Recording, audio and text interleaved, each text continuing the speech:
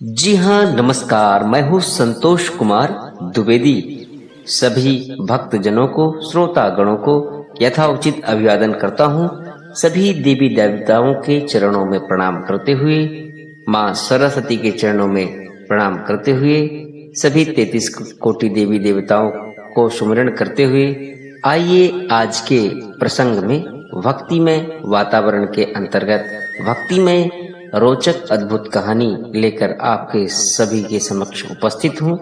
आशा ही नहीं अपितु पूर्ण विश्वास है कि आप लोगों को यह प्रसंग अवश्य पसंद आएगा।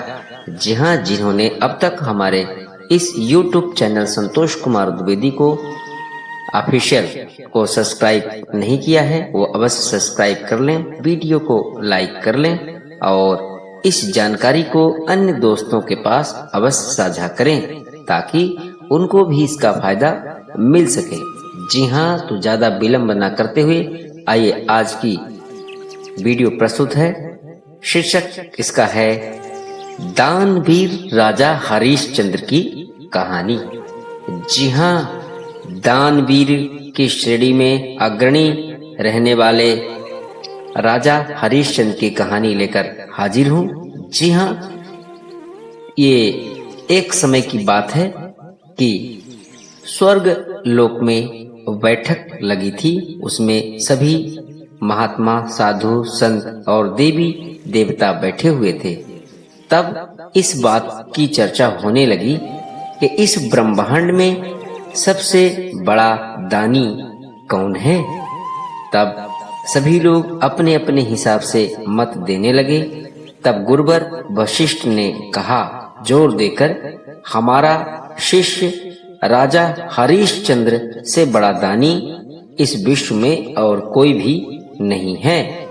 इस ब्रह्मांड में उनके जैसा प्रतापी धर्मात्मा राजा और कोई नहीं है।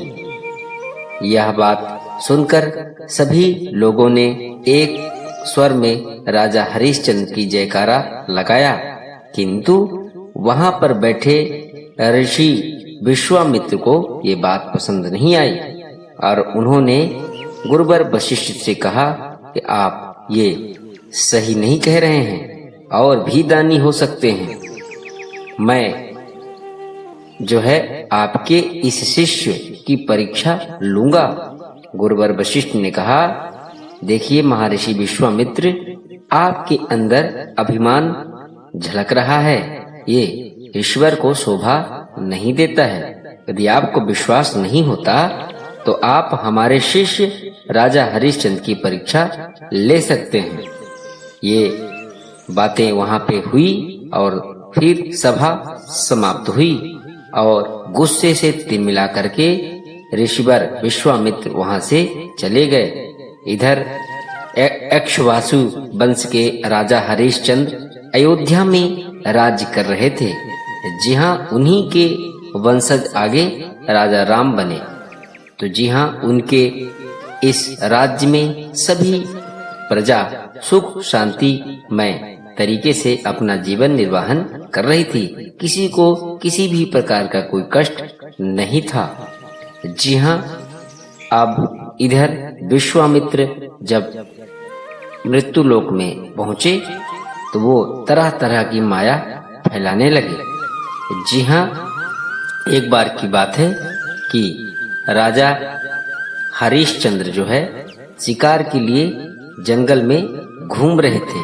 तभी क्या देखते हैं, एक तपस्विनी नारी आवाज लगा रही थी, मुझे बचाओ, मुझे बचाओ, मेरी तपस्या का फल कोई और ले रहा है, मुझे बचाओ। और उसकी करुणामय आवाज सुन करके राजा हरिश्चंद्र उसके पास पहुंचे और बोले, बताओ देवी, आपको कौन सता रहा है। तब उस तपस्विनी नारी ने कहा कि वहां दूर बैठे एक योगी हैं जो तपस्या करके मेरे सभी तपोबल के पुण्य को मेरे से ले रहे हैं और इसीलिए मैं रो रही हूँ।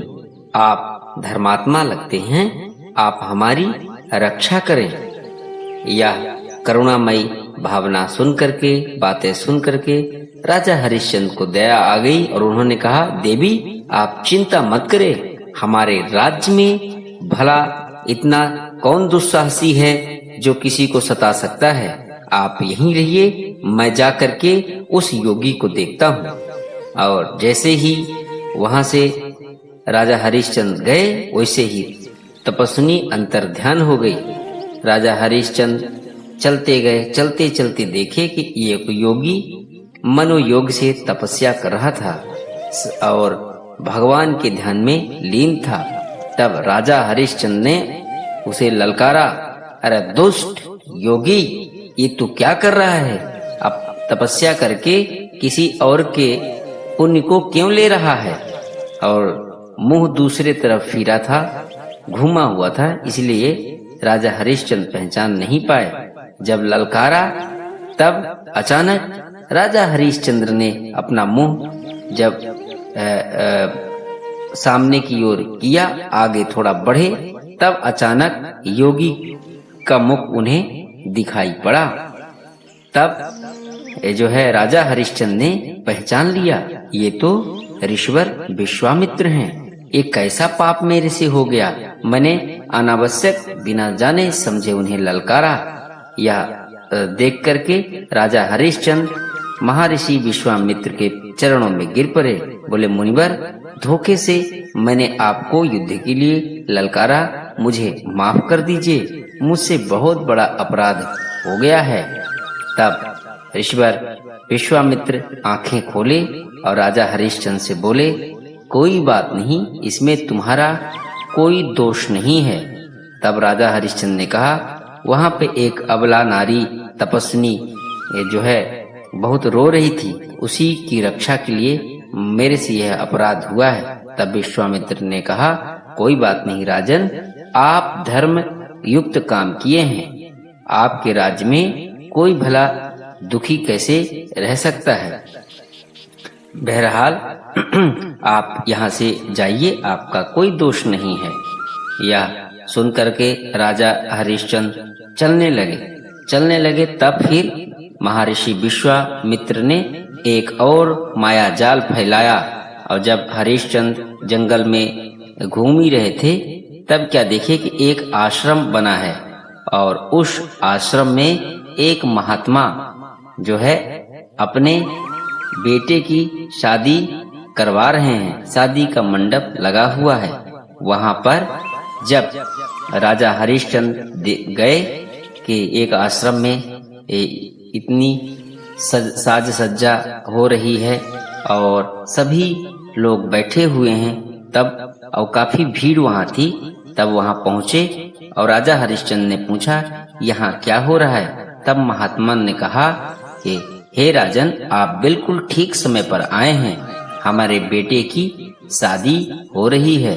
हम बहुत गरीब हैं और आप तो राजा हैं, तो अहो भाग्य कि आप इसमें आए। आप वर वधू को आशीर्वाद दें और भी जो कुछ देना चाहते हैं दे सकते हैं, क्योंकि आपका नाम तो तीनों लोक में विख्यात है कि आप काफी प्रसिद्ध दानवीर हैं। तब राजा हरिश्चंद्र ने कहा, आप चिंता मत करें महात्मन, आप जो चाहेंगे, जो मेरे से हो पाएगा, अवश्य मैं करूंगा। तब महात्मा ने कहा, आप संकल्प कीजिए, तभी हम आपसे कुछ मांगेंगे। राजा हरिश्चंद्र ने बिना सोचे विचारे संकल्प कर दिया और तब महात्मा ने कहा, हमें अपने बच्चे के लिए, बहू के लिए आपका पूरा राज्य चाहिए। तब राजा हरिश्चंद्र थोड़ा सोचे और बोले, ठीक है, आप ले लीजिए, पूरा राज्य आपके हवाले मैं करता हूँ। और प्रतिज्ञा लेकर वहां से सभी कुछ दान में दे करके राजा हरिश्चंद्र अपने जो है राज्य अयोध्या लौट आए। और लौट करके वो उदास दिख रहे थे। तब उनकी रानी ने कहा, जो कि कई जगह उसका नाम शैबला बताया जाता है और कई जगह उसका नाम तारा बताया जाता है। जी हाँ। तो जब रानी ने पूछा, महाराज आप उदास क्यों हैं? तब राजा हरिश्चंद्र ने सारी बातें बता दी कि मैंने अपना सभी राज्य और सभी ऐश्वर्य धन एक ब्राह्मण को दान कर दिया है, अब हमारे पास कुछ नहीं है। तब जब सुबह हुआ तो वहां पर महर्षि विश्वामित्र प्रकट हुए और बोले, राजा हरिश्चंद्र आपने हमें पहचाना? मैं वही ब्राह्मण हूँ जिसे आपने कल अपना सभी राज्य के सुख संपत्ति और धन दौलत दान में दिया था। मैं वही ब्राह्मण महर्षि विश्वामित्र हूँ। तो राजा हरिश्चंद्र ने कहा, बिल्कुल मैं पहचान गया, मुझे स्मरण है। तब महर्षि विश्वामित्र ने कहा, राज्य के साथ साथ मुझे 2.5 भार सोना भी चाहिए। तब राजा हरिश्चंद्र ने कहा, ठीक है आप रुकिए, हम आपके लिए सोना मंगवा देते हैं। तब महर्षि विश्वामित्र ने कहा, नहीं, आप अब इस राज्य से कुछ नहीं ले सकते, क्योंकि आप ये सब हमें दान में दे दिए हैं। आप पर अब इस राज्य के किसी भी वस्तु पर आपका अधिकार नहीं है। तब राजा हरिश्चंद्र ने कहा, तो कोई बात नहीं, हम मेहनत करेंगे, मजदूरी करेंगे और आपका जो है 2.5 भार सोना अवश्य देंगे। तब विश्वामित्र ने कहा, हम आपको 1 महीने का टाइम देते हैं। यदि आपने 1 महीने में हमारा 2.5 भार सोना नहीं दिया तो आप सजा के पात्र होंगे, आपको दंड भुगतना पड़ेगा। तब राजा हरिश्चंद्र ने कहा, आप निश्चिंत रहिए, हम 1 महीने के अंदर ही आपको 2.5 भार सोना दे देंगे। जी हाँ, यहाँ पे भार बता दूं क्या होता है कि जब किसी को दान दिया जाता है तो उसके तौल बराबर चीजें दी जाती है, उसी को हम भार बोलते हैं। यानी 2.5 भार का मतलब ये है कि जो वजन महर्षि विश्वामित्र का था तो उससे मतलब 2 गुना और आधा गुना, उसी को बोलते हैं 2.5 भार सोना। तब फिर क्या हुआ कि महर्षि विश्वामित्र ने जो है दमकल वस्त्र मंगाए जो तपस्वी के होते हैं और राजा रानी को पहनाए। और जब राजा चलने लगे, रानी भी तैयार हो गई और उसका पुत्र रोहित भी तैयार हो गया और तीनों निकल चुके अपने राज्य से। जब निकलने लगे तो पूरी प्रजा उन्हें घेर ली और बोलने लगी, हे राजन, आप मत जाएं, आप जहां जाएंगे वहां हम भी जाएंगे। तब विश्वामित्र वहां प्रकट हुए, बोले, आप इनमें से किसी को नहीं ले जा सकते हैं, आपको जो है अपने परिवार के ही साथ जाना होगा और प्रजा में इस प्रकार की चीजें न भड़काएं। तब राजा हरिश्चंद्र ने कहा कि हमने यह राज्य महर्षि विश्वामित्र को दान दे दिया है, आज से आप लोग इन्हीं के अंतर्गत कार्य करेंगे, इनकी आज्ञा मानना आपका परम धर्म है। यह कह करके भीड़ को चीरते हुए राजा हरिश्चंद्र वहां से अपने पत्नी तारा और अपने बेटे रोहित का हाथ पकड़ के निकल गए।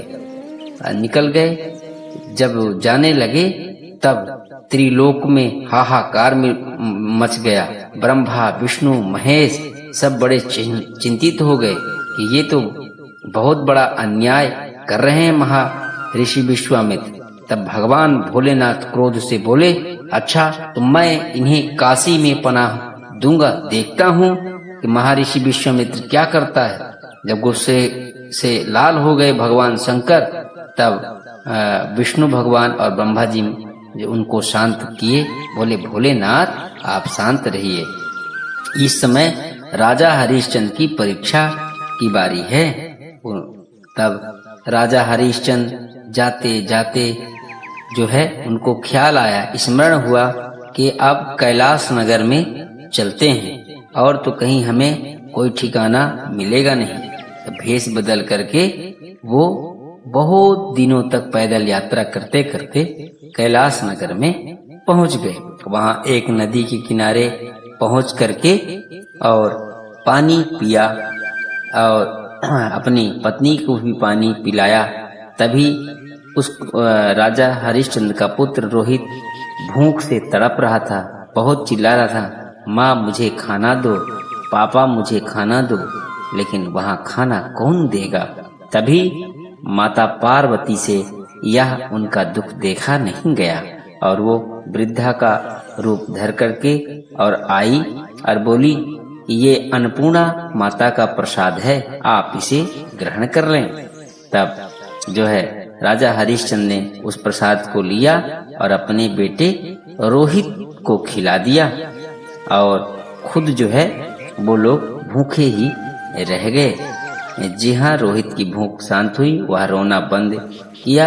अब वो काम की तलाश में नगर नगर घूमने लगे। महीने का आखिरी दिन आ गया, लेकिन उन्हें कोई काम नहीं मिला। तब राजा हरिश्चंद्र ने जो है अपने आप को बेचने का निर्णय लिया। तभी वहां पर महर्षि विश्वामित्र प्रकट हुए और बोले, राजन, आज आखिरी दिन है, यदि आज सूर्य अस्त से पहले आप हमारा दान नहीं देंगे तो आप सजा के लिए तैयार रहें। राजा हरिश्चंद्र ने कहा, आप निश्चिंत रहिए, सूर्य अस्त से पहले ही हम जो है आपको आपका 2.5 भार सोना दे देंगे। यह सोच करके अब वो जो है आवाज लगाने लगे, हमें कोई खरीद लो, हमें कोई खरीद लो। तब उनकी पत्नी तारा बोली, स्वामी, हम भी तो आपकी संपत्ति हैं, आप हमें बेच दीजिए, अपने आप को न बेचिए, हमें बेच दीजिए। तब राजा हरिश्चंद्र ने कहा, प्रिय, ऐसा नहीं हो सकता, हम आपको कैसे बेच सकते हैं। तब जो है तारा ने कहा, रानी ने कहा, आपके साथ हमारा पाणी ग्रहण हो चुका है, एक बेटा भी हमारा है, अब आपको कोई दोष नहीं लगेगा। तभी वहां पर एक ब्राह्मण प्रकट हुआ और कहा कि हमें एक दासी की तलाश है, आप चाहें तो हम इन्हें खरीद सकते हैं, आपको नहीं। तब राजा हरिश्चंद्र विवश होकर बोले, ठीक है। तो तब उस ब्राह्मण ने कहा, आपको कितना धन चाहिए। तब राजा हरिश्चंद्र ने कहा, जो आपको उचित लगे वो दे दीजिए। तब उस ब्राह्मण ने कहा, मैं इनका जो है 1 भार जो है सोना दूंगा। राजा हरिश्चंद्र ने कहा, ठीक है। जब वह ब्राह्मण रानी को ले जाने लगा, तब उसका पुत्र रोहित जो है रानी का आंचल पकड़ लिया और वो भी जाने के लिए जिद करने लगा। तब ब्राह्मण ने कहा, नहीं, इसको हम नहीं ले जा सकते। तब रानी ने विनती की, हे ब्राह्मण देवता, आप हमें खरीद लिए हैं, आप हमारे पुत्र को भी खरीद लें, क्योंकि इनके बिना हमारा मन नहीं लगेगा। तब ब्राह्मण ने कहा, तुम्हारे पुत्र को खरीद लूंगा, तब जो है तुम सही ढंग से काम नहीं करोगी, अपने पुत्र के ही लाड़ प्यार में लगी रहोगी। तब रानी ने कहा, आप निश्चिंत रहिए, मैं आपकी सेवा मनोयोग से करूंगी और आप हमारे पुत्र को भी खरीद लीजिए। तब इतनी करुणामयी बातें सुन करके उस ब्राह्मण को दया आ गई और उसने रानी के साथ उसके पुत्र रोहित को भी खरीद लिया और उसके बदले 1 भार सोना दिया। जी हाँ, इस प्रकार से 2 भार सोना हो गया और वो खरीद करके ले जाने लगा। उस ब्राह्मण ने एक वृद्धा के पास उन्हें छोड़कर वहां से अंतर्ध्यान हो गया। इधर हरिश्चंद्र कुछ नहीं कर सके, अपने पत्नी और बेटे को बिकते हुए देखते रहे, लेकिन धर्म को डिगने नहीं दिया। अब थोड़ा ही क्षण बचा हुआ था सूर्य अस्त होने में।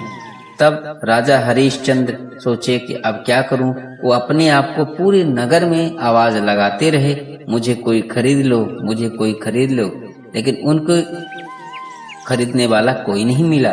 तब वो विवश होकर श्मशान घाट में पहुंचे और वहां आवाज लगाने लगे। तभी धर्म ने चंडाल का भेष बनाकर वहां प्रकट हुआ और बोला, क्या बात है। बोले, आप हमें खरीद लीजिए, हम आपकी गुलामी करना चाहते हैं। तब वो चंडाल ने कहा हम खरीद तो लेंगे, लेकिन यहाँ पर चिता जलाना होगा और कर लेना होगा, और बिना कर दिए किसी को यहाँ पर दफनाने या जलाने की इजाजत नहीं होगी, चाहे वो आपका पुत्र या पत्नी क्यों न हो। तब राजा हरिश्चंद्र ने कहा, अब मैं आपका दास हूँ, आप जो हुक्म देंगे वही मैं करूँगा। यह सोचकर जो है चंडाल बने धर्मराज ने उन्हें एक भार सोना दिया। तभी वहां पर महर्षि विश्वामित्र प्रकट हुए और विश्वामित्र के शर्त के अनुसार 2.5 भार सोना जो है राजा हरिश्चंद्र ने विश्वामित्र को दे दिया। विश्वामित्र काफी क्रोधित हुए, क्योंकि वो चाहते थे कि ये राजा हरिश्चंद्र ये काम ना कर सकें, लेकिन ऐसा हो नहीं पाया और वो उनके शर्त के अनुसार उनकी पूरी दक्षिणा दिए और उस दिन से जो है श्मशान घाट पे काम वो करने लगे। जी हाँ, इसी तरीके से दिन गुजरने लगे। एक दिन की बात है कि जहाँ पर रानी दासी का काम कर रही थी, वहां पर एक दिन उसका पुत्र रोहित भी उसके काम में हाथ बटाता था। एक दिन बगीचे में रोहित पूजा के लिए फूल लेने गया, तब क्या देखता है वहां पर एक काला नाग निकला और रोहित को डस लिया। डसते ही रोहित की मृत्यु हो गई। जब बहुत देर हो गया और रोहित घर नहीं पहुंचा, तब रानी को चिंता हुई और रानी जो है बाग की ओर गई, क्योंकि रानी ने उसे फूल लाने के लिए भेजा था। तब बाग में पहुंची, तब क्या देखती है कि एक वृक्ष के नीचे उसका बेटा रोहित मरा पड़ा है। यह देखकर हाय हाय चिल्लाने लगी, रोने लगी और अपने पुत्र के मृत शरीर को लेकर उस ब्राह्मण के पास पहुंची। ब्राह्मण ने कहा कि ऐसा इसके लिए हम कुछ नहीं करेंगे। तब जो है रानी ने विवश होकर के अपने उस पुत्र को लेकर उसी श्मशान घाट पर पहुंची जहां पर राजा हरिश्चंद्र कार्य कर रहे थे और रोने लगी कि हमारे पुत्र को जो है जला दिया जाए, क्योंकि हमारे पास देने के लिए कुछ नहीं है। लकड़ी उकड़ी सजाने लगी। तभी वहां पर राजा हरिश्चंद्र आए। राजा हरिश्चंद्र को देख करके रानी उन्हें पहचान गई और राजा हरिश्चंद्र भी रानी को देखकर पहचान गए और अपने पुत्र की मृत लाश को देख करके अंदर से खूब रोए, लेकिन बाहर कोई आंसू नहीं निकाला। उधर जो है तारा रानी खूब विलाप करने लगी और बोली, हमारे पुत्र को का अंतिम संस्कार करवा दीजिए। तब जो है राजा हरिश्चंद्र ने कहा कि अंतिम संस्कार तो करवा देंगे, लेकिन इसके लिए आपको कर देना पड़ेगा। और अब कर देने के पास रानी के पास कुछ नहीं था। आधी साड़ी फाड़ करके पहले ही अपने बेटे के मृत शरीर पर लपेट चुकी थी और आधी साड़ी बची हुई थी। तो जब हरिश्चंद्र ने कहा कि बिना करके ऐसा संभव नहीं है, मैं भी मालिक की आज्ञा का उल्लंघन नहीं कर सकता हूँ। तब जब तारा रानी ने अपनी आधी पहनी हुई साड़ी की ओर हाथ बढ़ाया, तभी वहां पे जो है महर्षि विश्वामित्र प्रकट हो गए और धर्म जो चंडाल के भेष में था धर्मराज वो भी प्रकट हो गए और बोले, नहीं नहीं, आपकी परीक्षा संपन्न हुई। महर्षि विश्वामित्र ने कहा, आप सच में सर्वश्रेष्ठ दानी हैं, आपके बराबर दानी और कोई नहीं है। कोई भी परिस्थिति रही है, लेकिन आपने अपने धर्म को डिगने नहीं दिया।